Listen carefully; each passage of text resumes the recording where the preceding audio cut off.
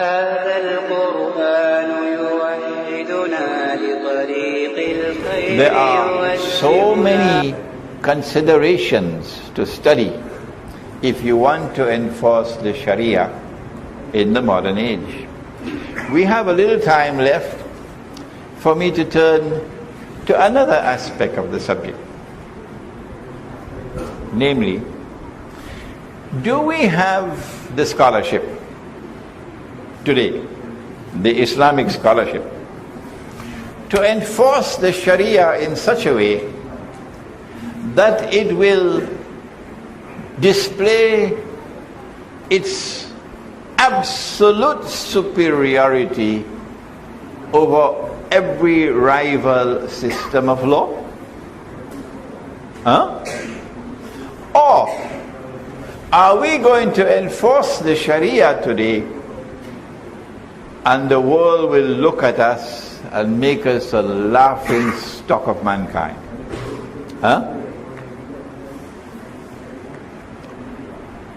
Tomorrow, when there's Sharia in Egypt, what happens when the Israeli Mossad pays an Egyptian family to bring a little girl 6 years of age, she's a child, 6 years of age, to the Sharia court for permission for nikah with a man who is 55? Sharia court will have to decide, is it halal, is it jaiz for a nikah to be conducted with a child, a girl who is 6 years of age? Sahih Bukhari says, Sahih Bukhari, that Aisha radiallahu ta'ala anha said that Nabi Muhammad alayhi salatu wasalam married me when I was 6. Let's leave the consummation part. We are concerned with marriage, nikah. If this is true, then it becomes sunnah. If this is true, it becomes sunnah. How many of you here in this masjid will be willing to follow the sunnah? Why are you so scared? If it is the sunnah, you should be proud to marry a 6-year-old child. Is this all the reason we have? Is this what Allah gave to us? Just 5 ringgits worth of intelligence? Which one of you will marry a 6-year-old child? Which one? But no, you accept the hadith because it's Sahih Bukhari. Do we have the Islamic scholarship today to be able to study and see whether this hadith is in conformity and harmony with the Quran or in conflict with the Quran? And do we have the courage and the integrity today in Islamic scholarship, when we recognize a hadith to be in conflict with the Quran, to say the Quran must prevail, not the hadith? Well, I am saying to you, this hadith is in conflict with the Quran. Oh yes. And if you want to marry a girl who is 6 years of age,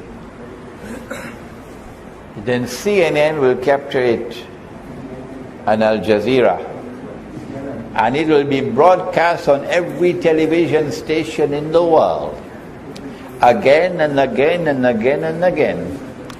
And we Muslims become the laughing stock of the world. When I said this to Dr. Mahathir, he said to me, we are already the laughing stock of the world. That's the answer he gave to me. I said, Dr. Mahathir, can I quote you on that? He said, yes, you can quote me.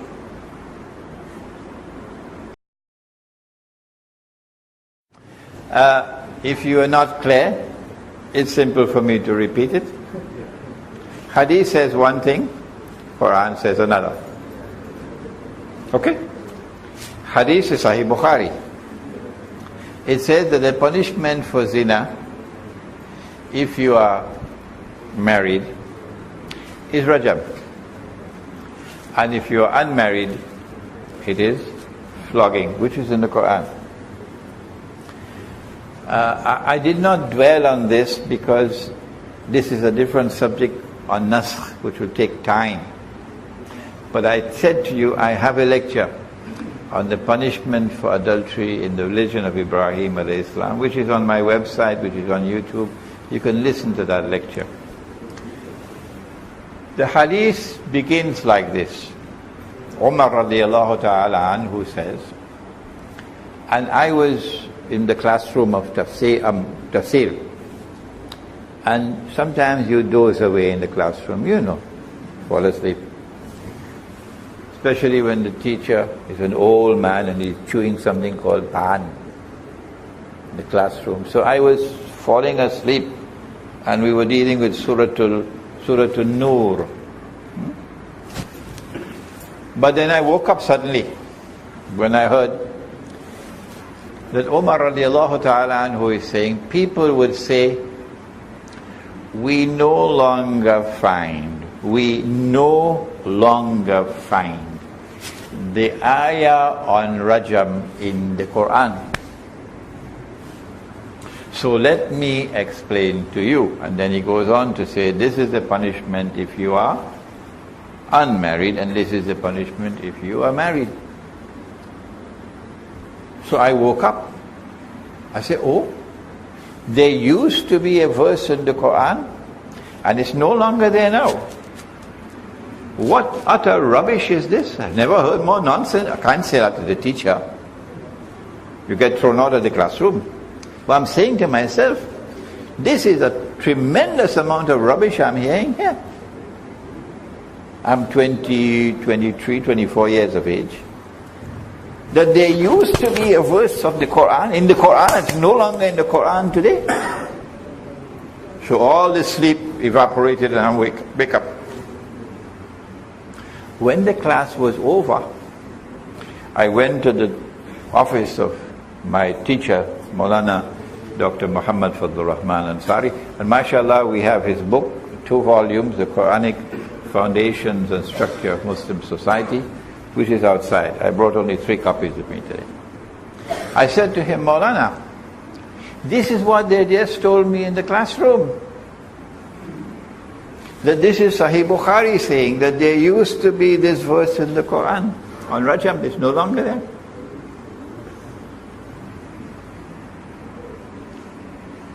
Maulana said to me, son, they're wrong. No verse of the Quran, none, has been forgotten or cancelled or abrogated. None.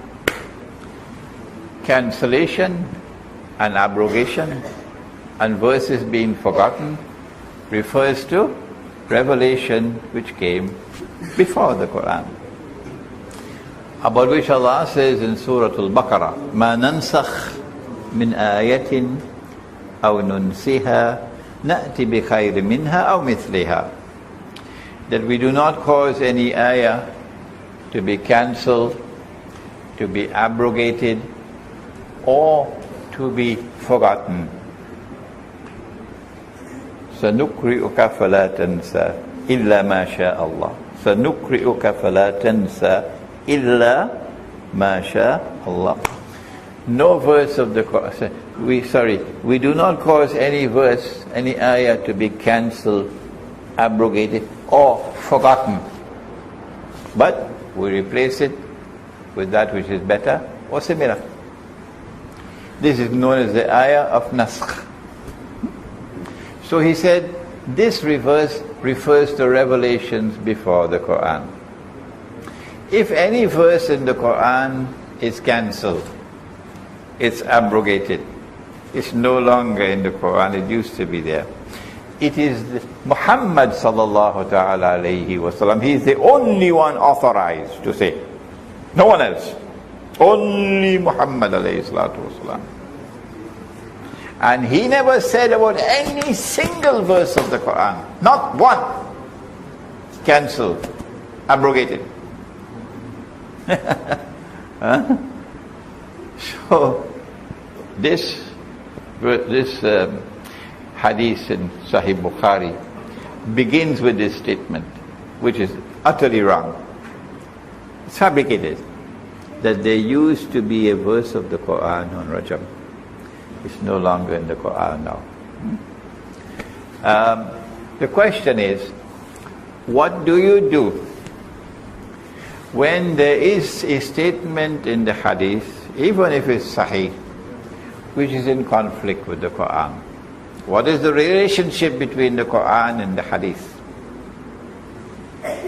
Our answer is that only the Quran is divinely protected. Inna nahnu nazzalna dhikra wa inna lahu lahafidhun. So only the Quran has absolute authenticity. Only the Quran. Nothing else but the Quran has absolute authenticity, meaning authenticity guaranteed by Allah Himself. Therefore, the hadith does not have the same status as the Quran. No. What is the relationship between the Quran and the hadith? Answer: the Quran sits in judgment over the hadith, not vice versa. So we take the Quran to sit in judgment over this hadith. And the verdict of the Quran is that the punishment for zina is flogging. The previous punishment in the Torah was rajam. That is now mansukh, cancelled, abrogated, and replaced with a new Sharia in the Quran. Like the Qibla. The old Qibla was Jerusalem. Although many people choose Washington as their Qibla. If Washington says stand up, they stand up. Washington says sit down, they sit down. And when Washington says that the legitimate government of Syria is this band of terrorists armed with Saudi weapons and Qatari weapons and Turkish weapons and NATO weapons and paid by these Zionists, this is the government of Syria. They will all, because the Qibla in Washington, recognize it. They'll all recognize this government as the government of Syria. You'll see, coming soon, maybe December 21st is it? The world is going to end. Huh? So look, December 21st, see maybe some chemical, big false flag chemical attack in Syria, and then NATO launches the attack because they say Assad has used chemical weapons here. And the donkeys will accept that. NATO always speaks the truth. The donkeys will say. Yeah. So, the principle involved is that the Quran sits in judgment over the hadith. And if there is a conflict between Quran and hadith, it is the Quran which must prevail, not the hadith. And so we say that this is a fabricated hadith. Any other question?